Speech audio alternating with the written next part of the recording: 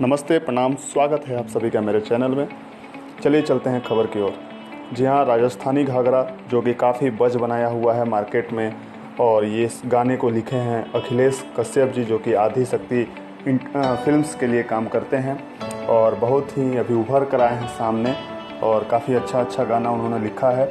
और हाल में ही उनका एक ब्लॉकबस्टर सॉन्ग हुआ है महादेव का दीवाना, जो कि पवन सिंह ने उसे गाया था, और वही जोड़ी एक बार फिर से रिटर्न हो रही है राजस्थानी घाघरा के साथ। और खबर ये है कि आज इस गाने का पोस्टर जारी किया जा सकता है शाम में आदि शक्ति फिल्म्स के ऑफिशियल साइट पे। और साथ ही साथ ये भी खबर आ रही है कि कल सुबह 6 बजे इस गाने को रिलीज़ किया जाएगा यूट्यूब चैनल पे।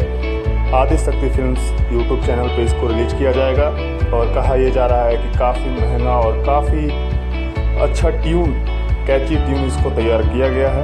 तो जब रिलीज होगा तो देखा जाएगा कि किस प्रकार का ये गाना है। फिलहाल बताते चलूँ कि इस गाने ने काफ़ी बज़ बनाया हुआ है।